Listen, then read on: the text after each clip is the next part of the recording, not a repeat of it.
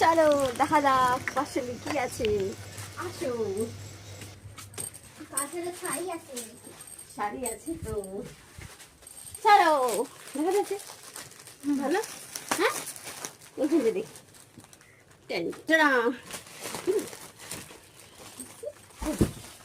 শাড়ি, এটা refill Meesho, Meesho skirt. ভালো দেখা একটু, ঠিক আছে। মিশো থেকে এই শাড়িটা অর্ডার করলাম।